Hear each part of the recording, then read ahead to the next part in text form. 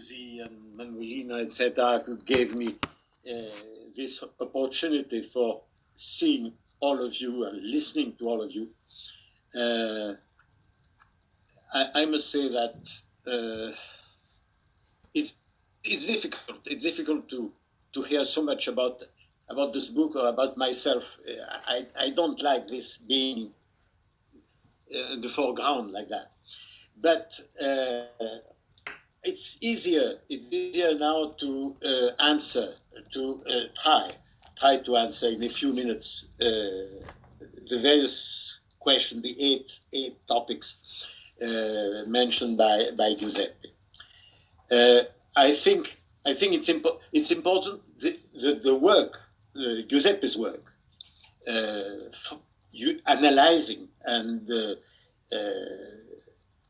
summarizing reactions on the book by his colleagues from Italian Ecomuseums is in itself something interesting which would deserve an article in a review or something like that, because it is a number of topics which might be considered as something of an important topics for the present time, for the evolution, the present evolution of the Italian Ecomuseum. Now, for me, it's difficult as a foreigner, even if I know it and I like the Italian Ecomuseum world. It's difficult to talk from outside, to give. I cannot give opinions, my own opinions, because I'm not personally involved every day in the present and the future of the past, the future of Italian Ecomuseums.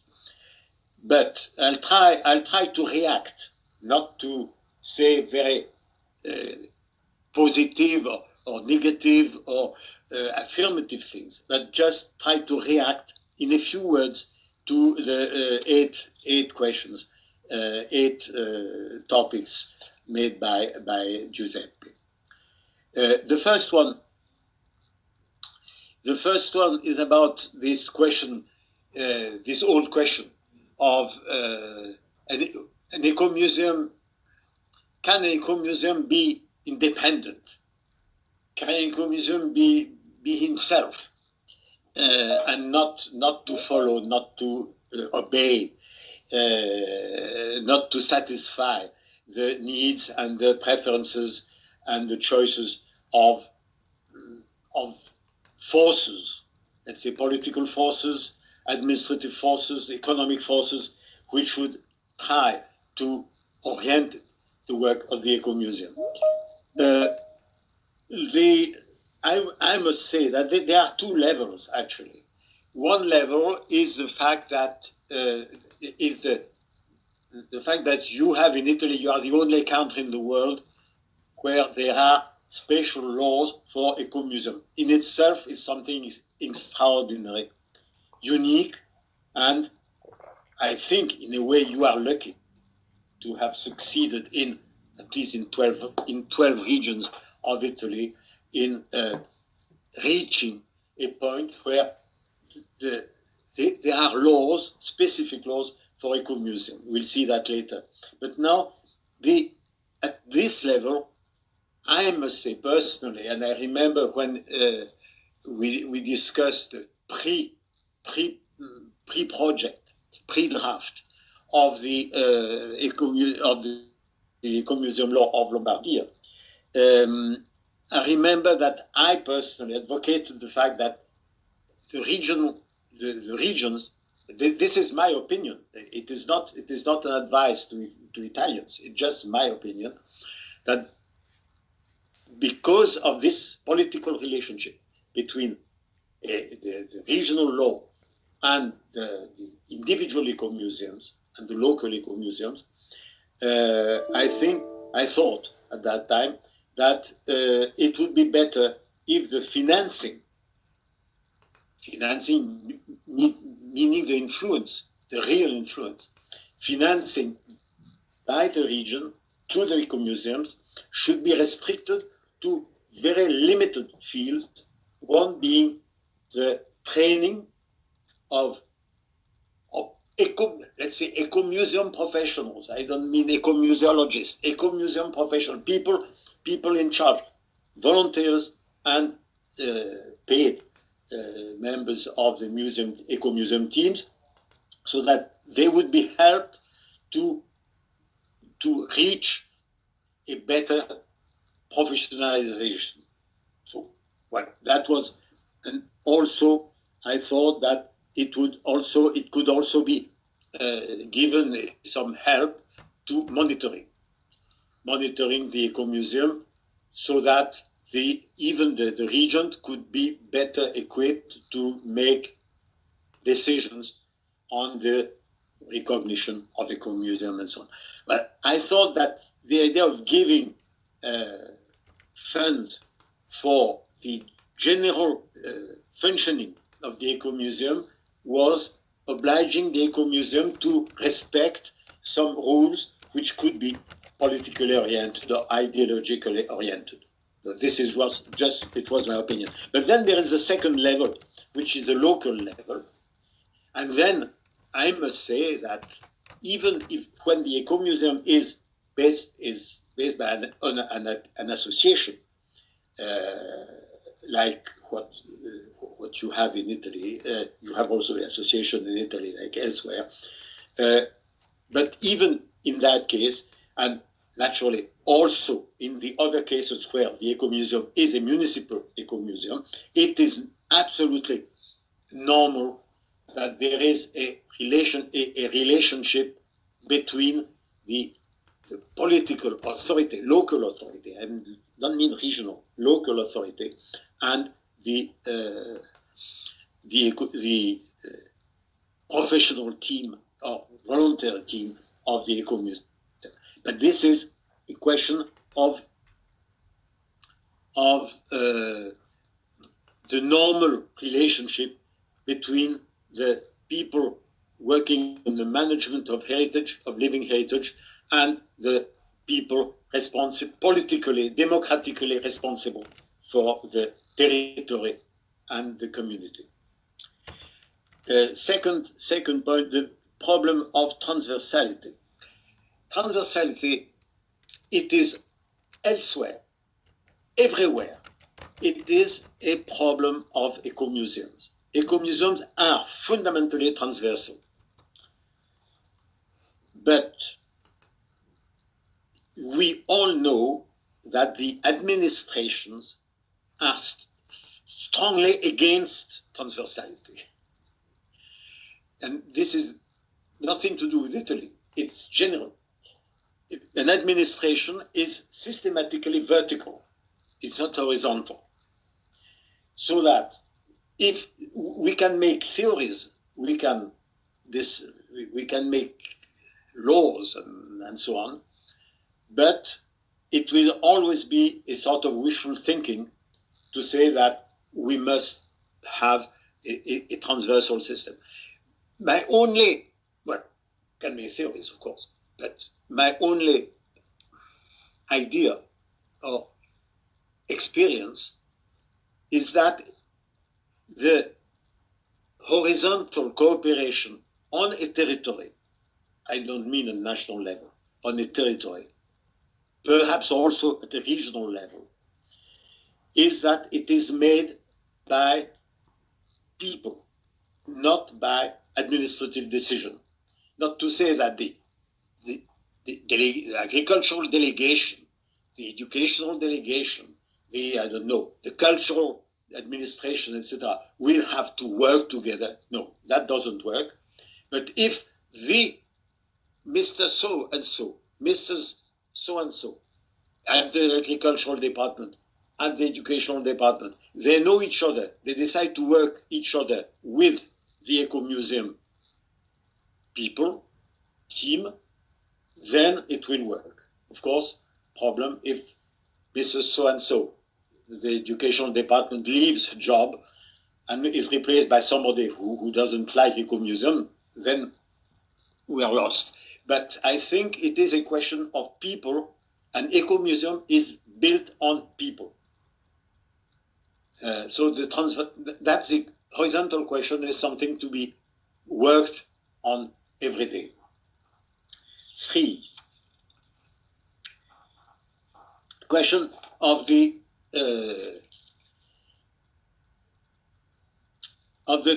problem of relationship between these regional laws, national laws, and what is the future in a country like Italy, but it could be said of other countries as well. But in Italy, it's more important because you have regional laws, and it's a unique thing. I must say that it's difficult to say. It's difficult to say in front of for instance, of Alberto Garandini. An ecomuseum is not a museum, because an ecomuseum is not based on a collection. The ecomuseum is not made to acquire and to own the heritage of the territory. It's made to manage the life, the daily life of the heritage of the territory, which is completely different. So and it will always be, I think, if not impossible, but very difficult. So it will be a fight to obtain the recognition that there are two categories of heritage. One which is dead, and it has to be dead. It has to be sterilized. It has to be kept. It has to be kept as a treasure. And this is the registered monuments, registered nature reserves, and so on, and museums, and a whole world of heritage, living heritage, which has to be helped to live, not to be conserved, but to be recognized and managed by structures like ecomuseums. In France, in my country, where there are very few real ecomuseums, and we are under a unique national law, museum law, which oblige museums and even ecomuseum to have a collection, to own a collection, and to administer a collection, and to conserve its collection. And they are not the law is not interested by the rest of the heritage, of the rest of the living heritage. In this situation, it has to be organized. Something has to be done to be able to, for the future, for a sustainable future, not only to conserve a treasure, a national or local treasure, but to help people to manage their own living heritage. But I never found a solution. I never found an answer to that. It's always a problem, because in Ecomuseum there is a word museum, and in the mind of politicians, in the mind of cultural administrators, and so on, a museum has an image, has a definition, a content, which is objects, monuments, things, which has to be conserved.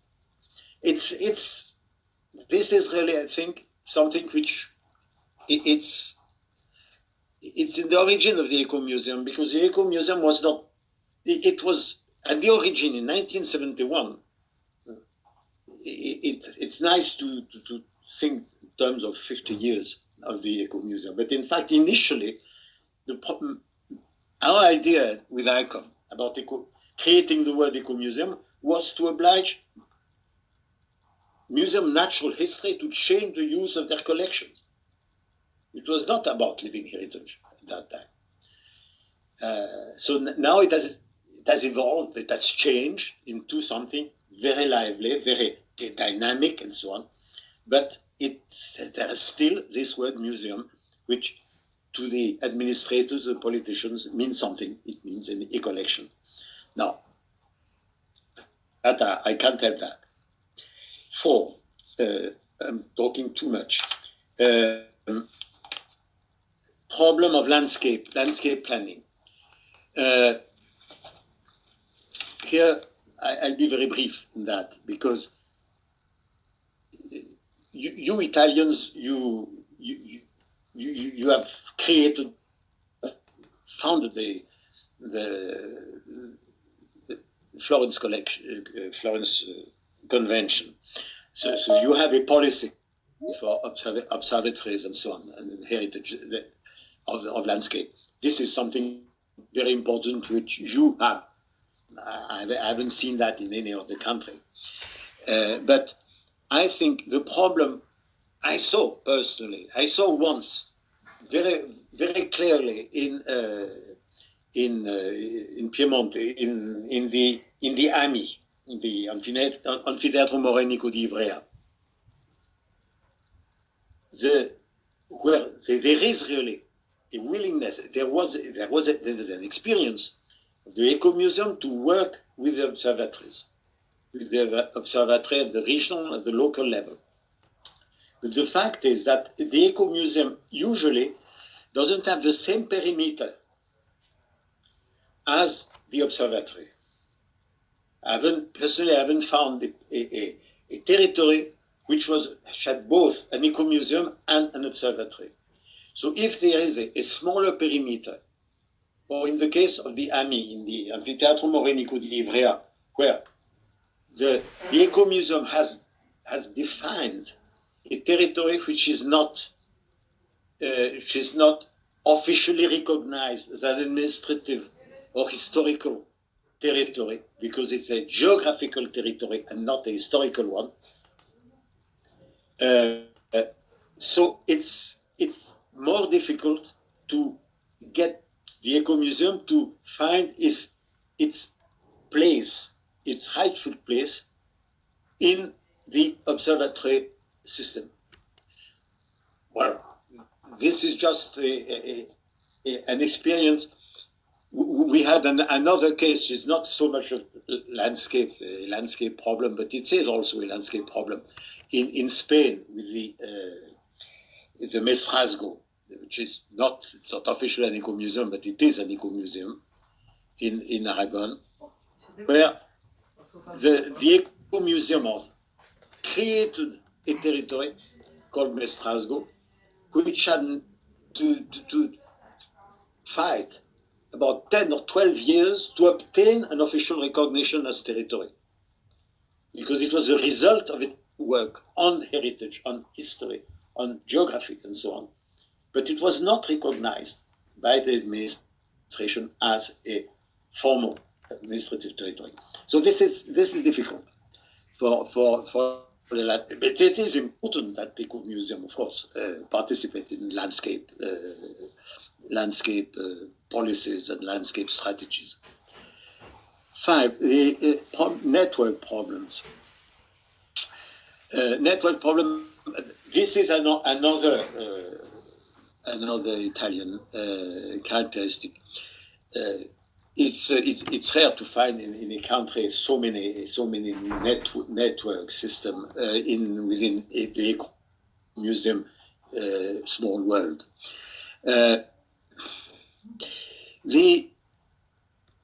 I've followed the Mondi Locali experience for a few meetings, a few years. I think the only reaction I have on this question is beware of too much formalism, too much, well, let's say, bureaucracy. The networks I've seen in Italy, they work well. They work well when there is one coordinator with very little means, very little financial facilities, but one person, active, dynamic, and who knows everybody and who can talk with everybody.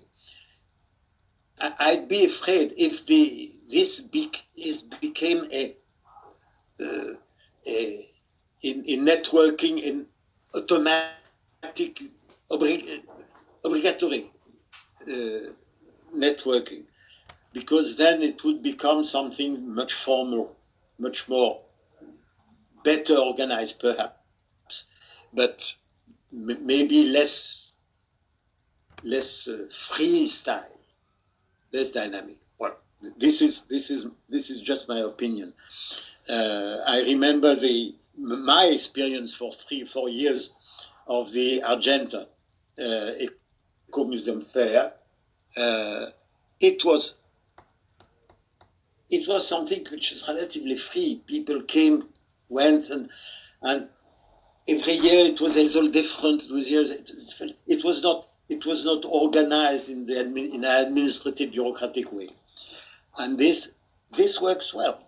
I'm all in favor of networks, but not necessarily of formal networks. That's personal reaction. Tourism. Tourism is a big question, but we could talk 1 day, 2 days about that. It would be interesting. I've had few experience in many countries and also in Italy about that. I think it's always I'm not afraid of consumer tourism. I'm not afraid of mass tourism in Ecomuseum, because first, Ecomuseum don't manage important heritage. They manage gastronomic, enogastronomic riches, and so on. But they are not. It's not Florence. It's not the big monuments. It's not the Roman or Renaissance buildings and so on. So I'm not afraid of that. But I think there is a specific not research, experiencing on tourism. I suppose there is a lot which has been done already in Italy and elsewhere on this, on local tourism, on certain categories. I remember working on that with the Ecomuseum in the I'll not remember the name,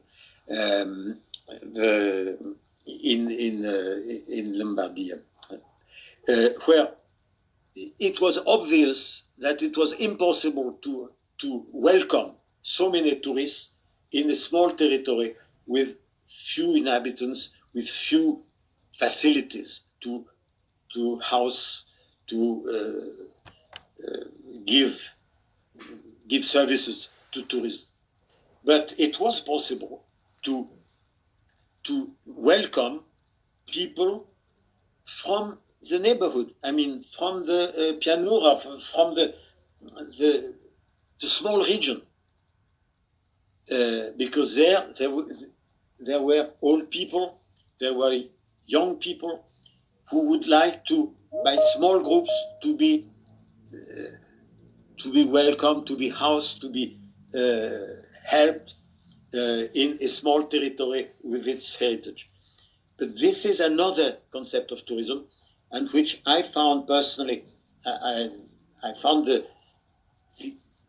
idea and the practice, the experimentation of this kind of tourism in Brazil, what they call turismo de base comunitaria. So the idea of giving of the community itself taking the initiative of creating its own tourism product with its own production, but also so that the 100% of the financial returns of the tourism would be given back to the local people, to the community. We leverage not only members of the community, but the collective, the the community itself. This is. I think. I'd like to hear more from you, the Italian Ecomuseums, about tourism and your own strategies and your own experiences on that, because this would be of interest to the rest of the world, not only to Italy. Evaluation. Well, this is another big topic which I would like to discuss with some of you, but not like that, because evaluation, to me, in an organization, an institution like an Ecomuseum, an Ecomuseum is an institution, but the evaluation is something vital, something essential, but it has to be done by the community itself and the various actors of the Ecomuseum. It's what is said, what Giuseppe said in his summary. But I had an idea in reading his text, is that why not to use the dynamic of the Mappa di Comunità to invent another thing, not to use the Mappa di Comunità for evaluation, but to use the same method. I mean, using volunteers from the community to work on not only on the identification, inventorization of the heritage, but now of the action, the quality of the actions.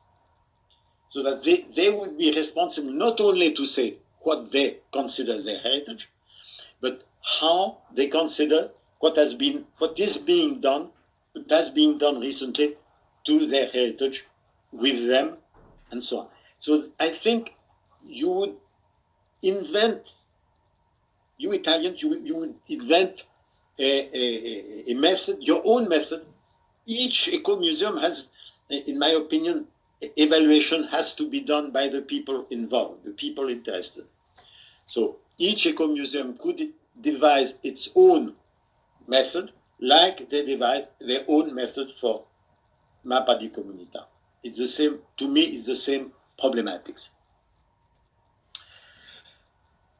Local economic development. Well, first, I don't like talking only about local economic development. I like to talk about local development, which implies a part of economy, but with the other aspects, the social, cultural, environmental, etc. But I think there you have, the problem is that there are communities, the communities which own their heritage, their living heritage, and which use their living heritage with the same idea that always the idea that the inhabitant of a territory where there is an Ecomuseum is recognized both as owner and user of the heritage of the community. In that case, the problem is that not the technology, but the development needs a capacity, needs a know-how, needs how to do it. The advantage of the administrators or public servants, the advantage of the politicians and so on, is that they are professionals of development in a way. They know how to do it. They know the economic rules. They are supposed to be able to decide how to manage the equipment, to manage the organization of the territory, and so on. So the inhabitants, the citizens, they don't know. They are not. They have never been taught at school how to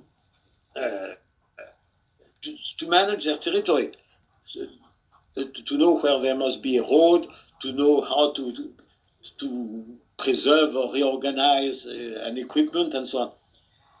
So the role of the Ecomuseum, in my opinion, should be to educate, not to educate in school, not simply to bring school children to visit a site or to visit or to use a trekking itinerary and so on. No, to train systematically the population, the members of the community, in the understanding and then the methods of transforming the territory with its heritage, respecting its heritage and so on.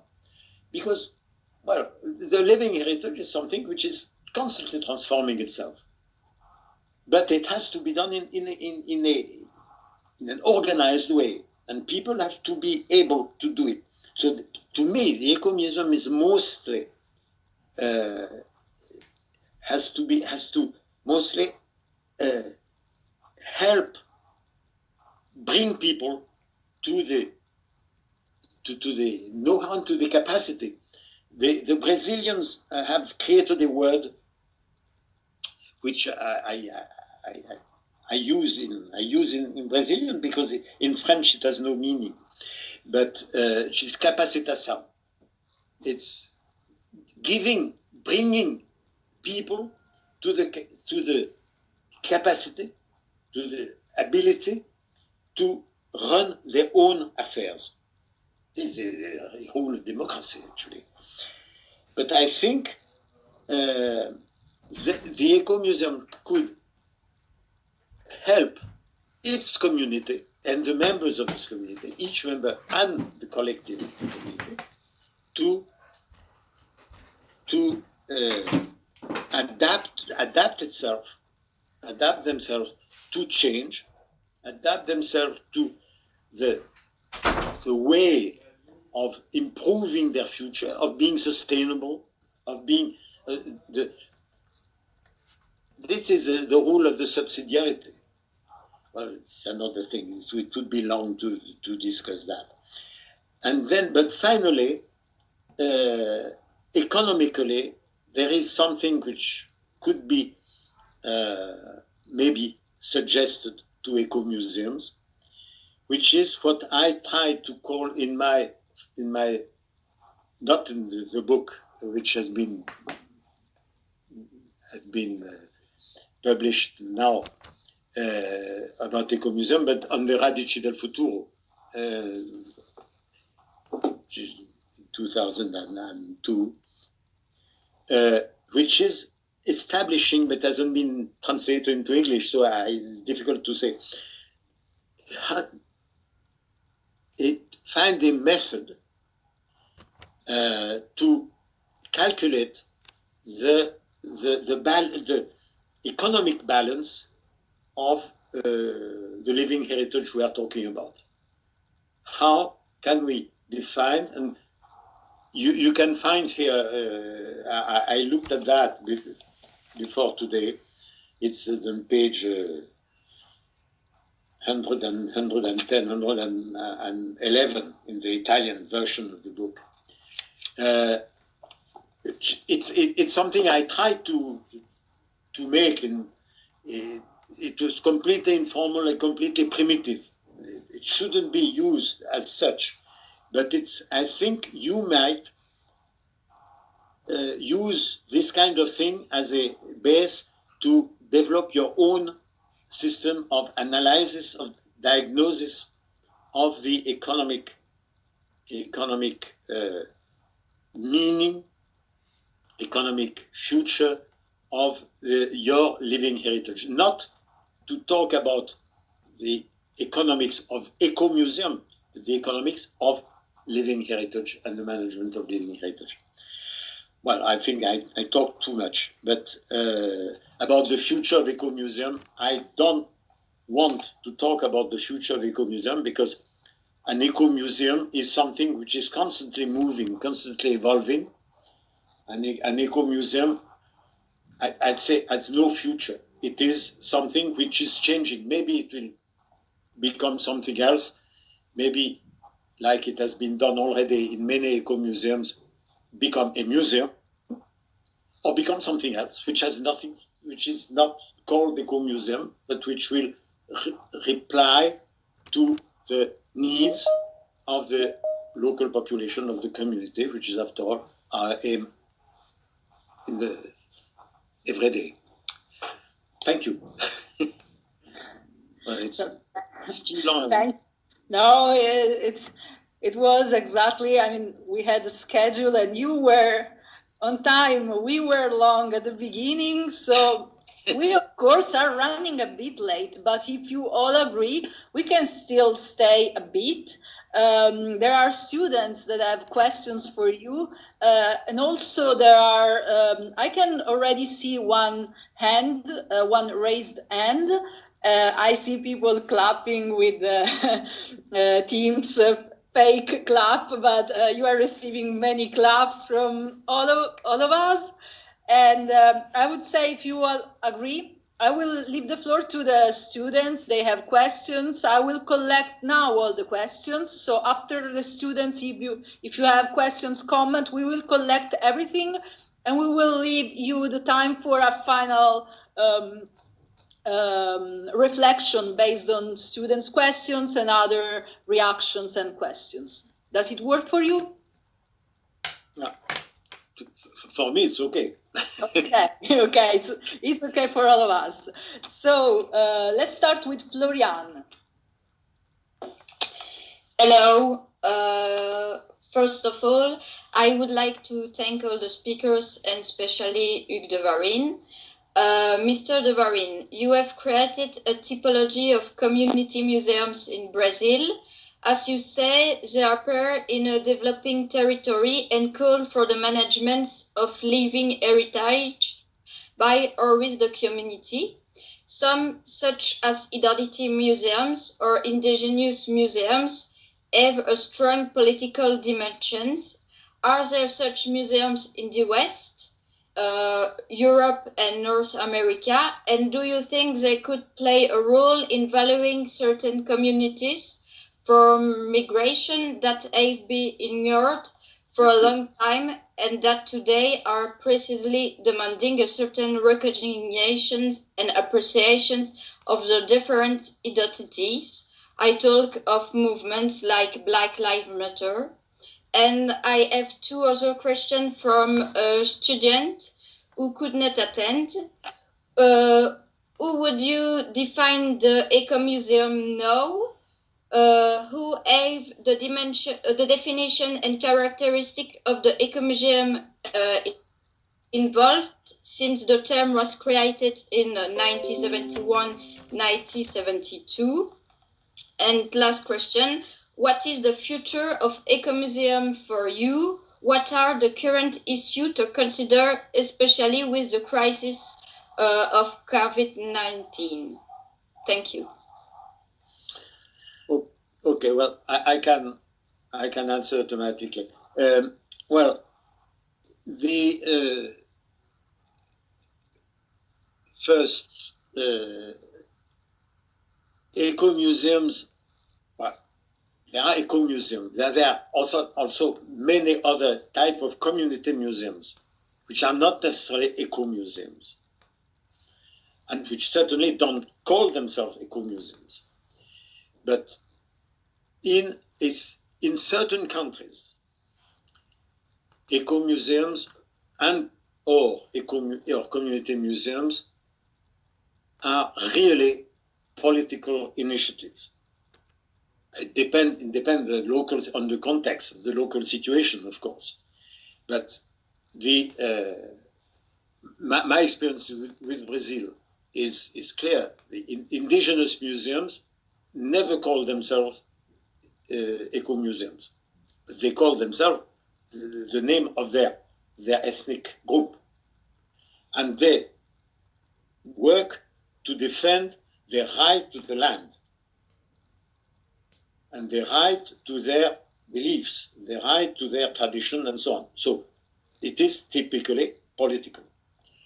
The same thing happened with many communities, many Afro-Brazilian communities, and so on. In European countries or North America, I mean the so-called developed world, industrialized world, there are also a tradition, there are also examples of not eco-museums, but museums which in fact work as community museums.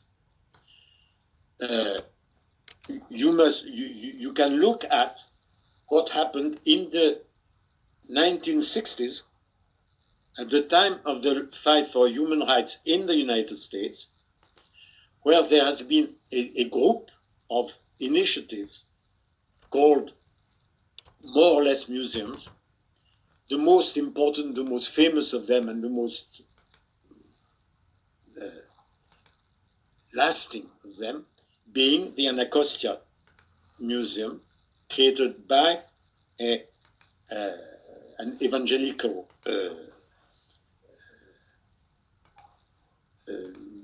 priest in his community of Anacostia, a black community in Washington, D.C., and this it was created in an old cinema, vacant cinema, movie cinema. This is probably the first real community museum in the world.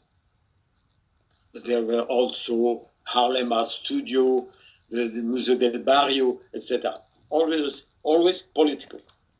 In Europe, it's more difficult to find cases. I know one case, which is, in a way, it's really an affirmative action for a community, which is the Jokkmokk Sami Museum in northern Sweden, which has been created specifically to defend the cultural rights, cultural heritage of the Sami population.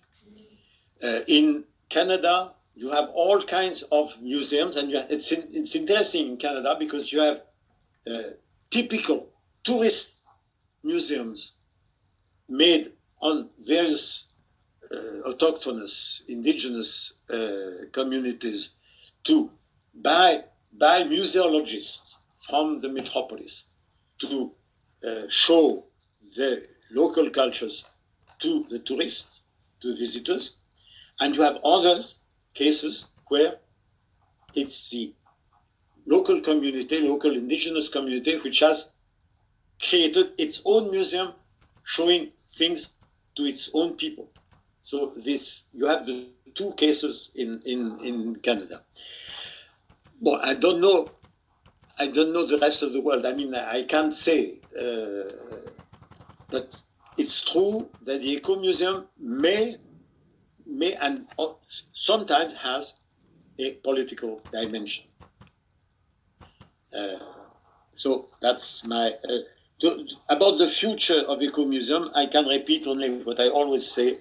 To me, an Ecomuseum it's also a living body, a living organism, which has its own life. I must add one thing, is that usually, in all cases I know, the Ecomuseum has been, in the last 50 years, has been created in some place with a population, but not with the whole population, with a group of people representing a generation, the active generation at the moment of the creation of the Ecomuseum. It is obvious that 20, 30, 50 years from the funding of the foundation of the Ecomuseum, normally there will be changes in the active generation. So the new active generation will possibly have other ideas about their heritage, about the management of its heritage, of this heritage, and so on, the needs of the population, etc. So I can't say that a museum, the British Museum, is there forever. An Ecomuseum is there when it's useful. If it's no longer useful, it will probably disappear. So, as there are no collections, it's not made for conserving a collection, it can disappear without any problem and be replaced by something else. Okay. Okay, thank you. Ocean.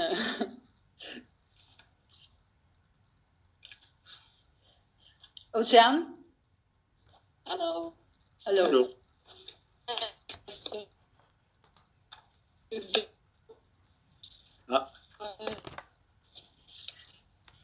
Right you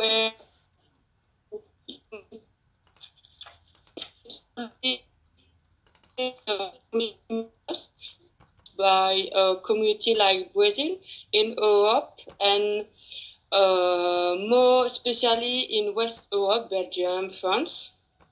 I ask myself this question because I have the impression that in Europe it is much less possible, if not at all possible, for an untrained person to be able to create and manage a museum. Ocean, your speech was cut. Maybe you could copy and put in the chat. Okay, if possible. Yes, I see. Because it wasn't the same page. A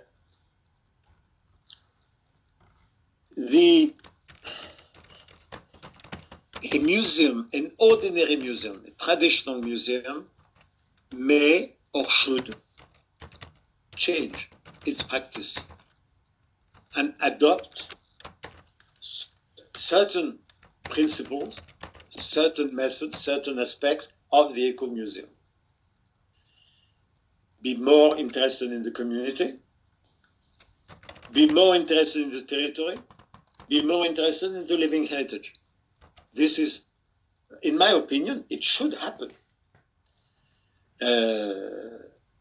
But it's a decision to be made by the people responsible for the museum. So, as I said before, the museum, the Ecomuseum is not really a museum because it has no collection. It is not based on a collection, even if it has one. But the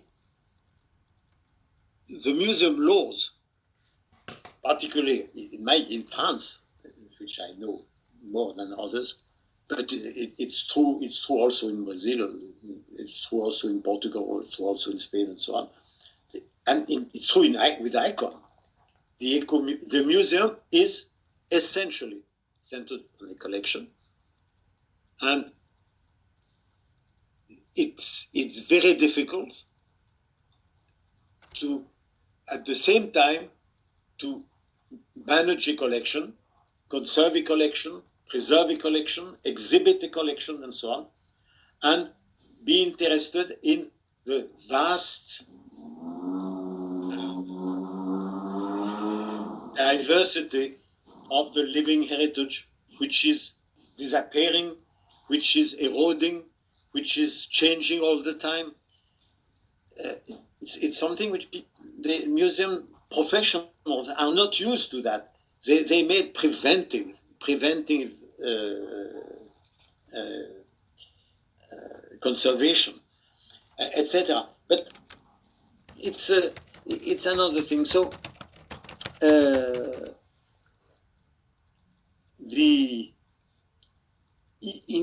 in our European countries, apart from Italy with their laws, their regional laws, that's incredible invention of Italy. In the other countries, it will always be difficult to have Ecomuseum recognized. In a case in France, the Ecomusée Pays Alpes in the Alps even decided for 10 or 20 years of its existence not to become a museum, not to accept the museum label. And this Ecomuseum had to manage a museum, a small museum, which was part of its network, local network. But it runs its local museum normally, like a museum, but the Ecomuseum itself was not labeled museum. Now I think it has changed. But this is always, I know Ecomuseum like Fourmi and Le Creusot, which are supposed to be called Ecomuseum, but in fact they are in museums which are completely asphyxiated by their collection. They have so many objects. They have accumulated so many objects. After a long period of community action, the community brought objects to the museum. The museum didn't reject the ownership of this object, so it didn't work. It became a museum. And why not? Well, I don't know if it answers all the question, but this question again is the fact that the Ecomuseum has the word museum, but is not a museum in the traditional sense. Pauline, and I will ask Pauline and Camille to go one after the other. So first Pauline, then Camille.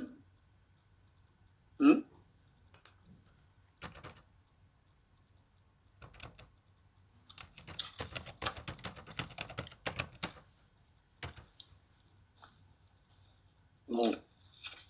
Well, if she doesn't... Camille, are you there?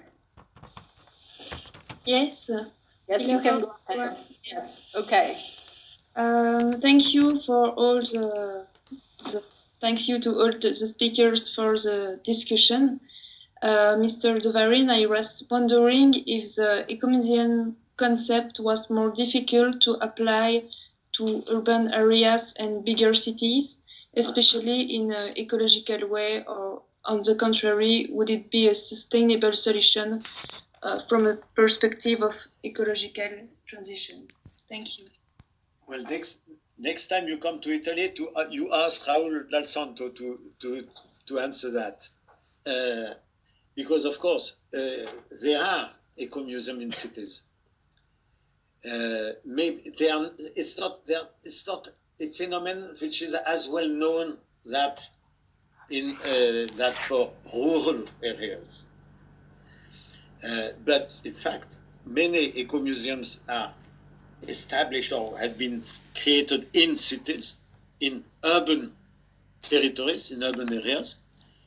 The first one, as far as I know, the first one in France at least, was Le Creusot-Monceau. It was not one city, but it was a group of cities. It was an urban, what is called in France, an urban community. And it was industrial areas, industrial cities. The case of the Ecomuseum still in France, of Fresnes or Val de Bièvre, it's around Paris, it's near Paris. In Italy, Parabiago is the case. Parabiago, it's smaller town, but it's the suburbs of Milano. But Milan North, there is an ecomuseum in the north of Milan, another ecomuseum in the south of Milan. It's always the same thing. And in Rio de Janeiro, you have I don't know how many ecomuseums created in favelas. it's another type of political movement. It's not only to receive tourists; it's just to help people to reaffirm their existence, their identity, and so on. So, no, in fact, the answer is really an eco-museum can be an urban museum. And the best case is the Ecomusée du Tiers-Monde in Montreal. It's probably the best case in the world now. Again, Pauline, if she's there, and then Julia, one after the other. Pauline, I think she cannot, because I see her, but probably she cannot open. If you can put your question in the chat, Pauline, then Julia can read both. Okay, the question is there. I would ask Julia to read Pauline's question and then to ask her own question. The only thing is that I don't have access to the chat. I'll do that. So okay. Okay. Go ahead with your question and I'll read Pauline once. Okay. First of all, thank you to all the speakers. It was really interesting. My question is about the risks that can occur within the experience in Ecomuseum. So do you think that in the Ecomuseum experience there might be a risk of no longer showing reality as itself, but an image that a population wants to show of itself? So like becoming a deformed or distorting mirror. So is this one of the main reasons why there should be scientific committee? Oh, that's the question. Thank you. Well, this is a great danger, in my opinion, great danger for eco-museums, because there is a relationship, particularly for rural eco-museums, the relationship with anthropology. It's so close, and the idea, that's where we must really be very clear. The anthropologist, the anthropological museum works with people as informers, and they collect the intangible things, they collect memories, they collect objects, they collect the meaning of the objects, and so on. And then, through exhibitions and through publications, they will restitute them to the people of the community, or the group.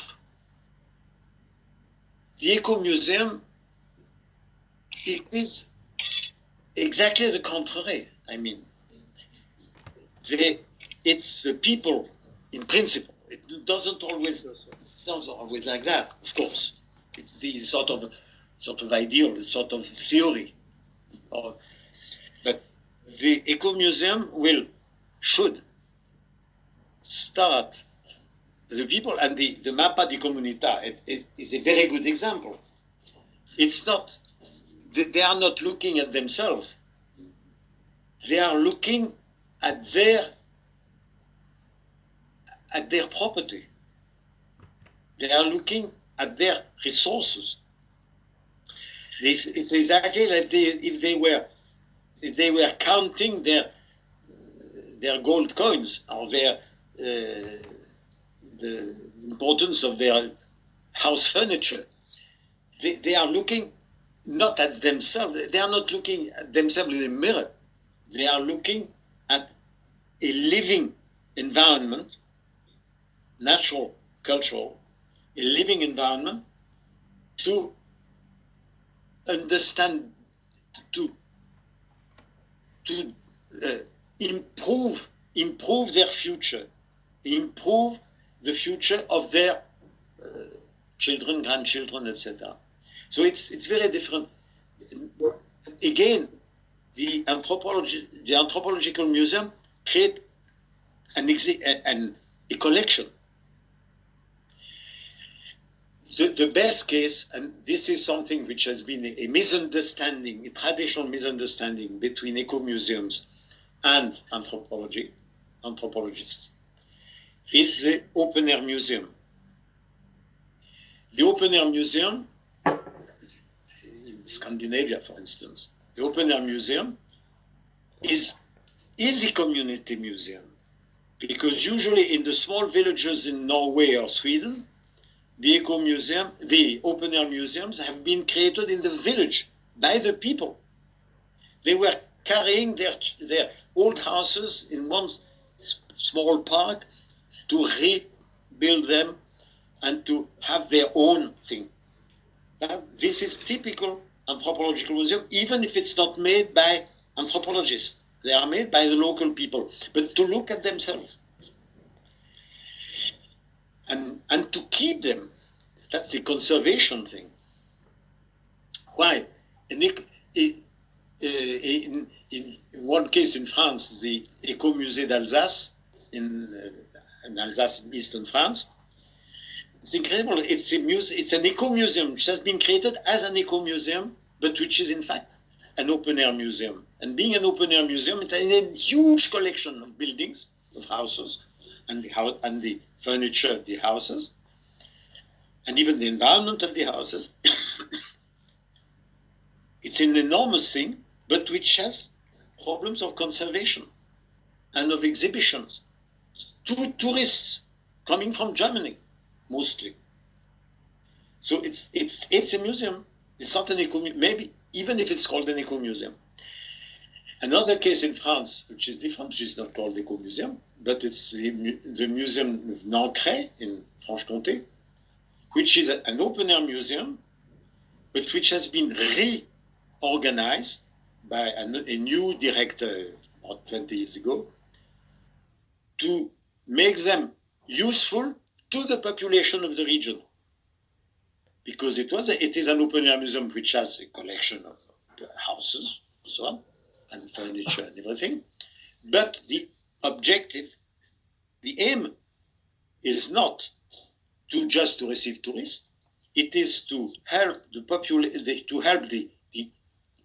inhabitants of the region to better improve their own houses, their own architecture, their own conservation of their way of life and so on, or modernizing their way of life, introducing all methods of preserving energy,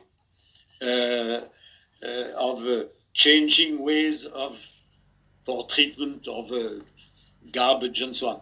So all modern things to adapt the population. So it's not conserving houses. They conserve houses to make them tools to prepare the future, this is the difference. So, but of course, a good eco-museum should be able to rely on scholars, not only anthropologists or sociologists, but also people who would help to know better the heritage and to use it. So it's So Pauline wrote her question. She asked, you explained that new museology and ecomuseology are not specifically taught at the university, and that the ecomuseums are usually not developed by museologists. If these museum forms were of museological initiative, how would it influence the project, in your opinion? And so, no, I didn't get it. I didn't know what you were reading the text by Pauline Duret? Yeah, the first one was where did you get interest into ecomuseums, or what do you like about this project? Yes, I see. I see. A second question that is related with the new museology not being taught at university. So it's a two-piece Right. So, I'm sorry, I missed the first line. Sorry. No, but the first line, it's very simple. My interest for it was because I was interested in using the heritage for development. So the Ecomuseum appeared to me as one tool, one very interesting tool to associate the population to its own development. And development being based on resources, human resources and cultural and natural resources. The Ecomuseum was the obvious experience for local development. So that's it. So I was not so much, so of course I knew a little bit about museum because of ICOM, but I was also critical of the museum. So I was interested in the Ecomuseum as different from museum. So on the professional side, I don't think I've ever met an ecomuseologist who would have been trained and have a degree in ecomuseology. I think all ecomuseums I know have been founded by people who wanted to do something for the heritage, living heritage of their community on their territory. The motivation was important. The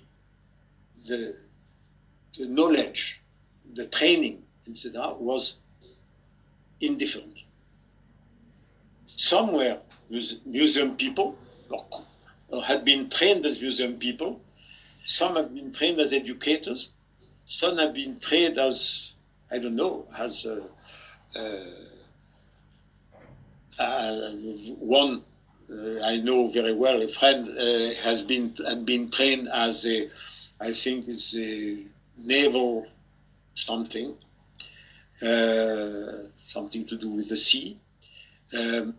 But there are people simply who are interested in working and in putting together a group of people from the community to work on the living heritage of the territory and the community. That's all. Then it happens. For instance, the Odalis Priosti in Brazil, who was just a secondary school teacher. She was interested in history. She was interested in historical research on her community and her territory. And then she looked at memory and she looked at heritage. And she heard the Ecomuseum idea, and she decided to create an Ecomuseum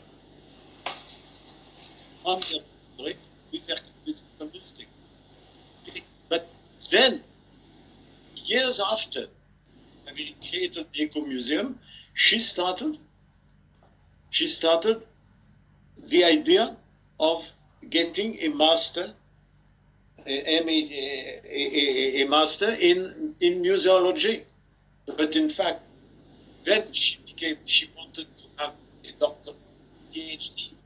But then, since at that time in Brazil, there was no PhD in museology, she got a PhD in, I don't know if it was in education or communication or something like that. But so she got trained in things very sophisticated, very university, academic, and so on. But after having created the Ecomuseum, well, it helped her, of course, because she was at that time 60 years old or 50 years old and so on. But it helped her to take some distance from her work in an Ecomuseum and so on. She met other people. She entered in other type of academic disciplines. It was important. But originally, she was never trained. And all the people I know have never been trained in ecomuseology. Maybe one day, and I would be afraid to, it's a typically, Ecomuseum is typically in an unacademic discipline, if I can speak of discipline.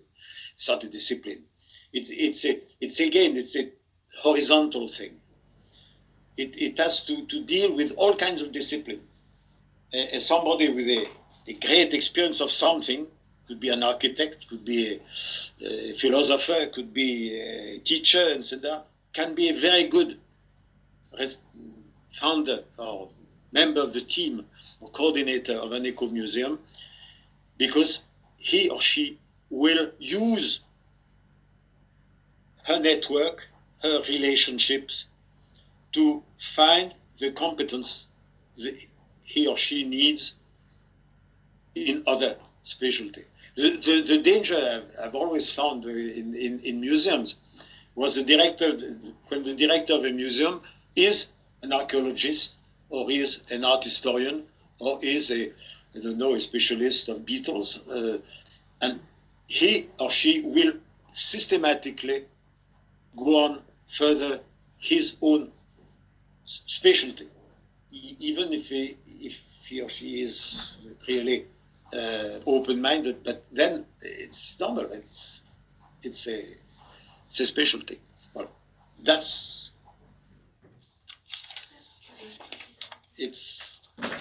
my experience. Maybe there are other ideas. Thank you. If we want to just stay 1 minute more, Edo Brichetti has raised his hand from the very beginning of this, so I will of course leave Edo Brichetti the floor. But very, very quickly, because I wanted to pose a question to Hugues de Varine, but I realized he answered all my. I am a special acknowledgement to Hugues de Varine, and his exposition, his survey about all the arguments seems very, very good, very complete. Because my only concern, I just only state it, is that, well, I am involved in 5 eco-museums, from the mountains to the town to the plains. And what you realize is that Ecomuseum is an abstract conception. So it is something which should be put into practice. So I realize, and that could be a further question, that in some cases, Ecomuseum started to become a political institution. In some cases, even if politically correct. And I think that in this case, Ecomuseum will lose its vital force. So my question is, how could we involve the community to understand that the territory is their own heritage? I think this is the crucial point, because if we want the participation, responsibility, and sharing of the community, we should make the community aware of their potentialities. No, it's a question, but you, De Varine, already answered, because it's not a question. It's not a question. I think we would all agree with that. No. I already said it. You answered. I said that Ecomuseum is something alive. It could be changed into something else, another term. But our main concern is the participation of community. Community in some cases doesn't participate because from the school, from the pupils to the adults and so on, they have not felt the importance of being unique. I think this is, it's a statement. Sorry, you already answered. I beg your pardon. It is both a statement and an answer. Yes, it is. No, you already answered, so I'm glad. No, very good. Okay. Thank you also for this comment, final comment. I don't know if someone wants to say a few closing words. I know we are running late, but I would probably ask Alberto or Manuelina or Raul, Giuseppe, who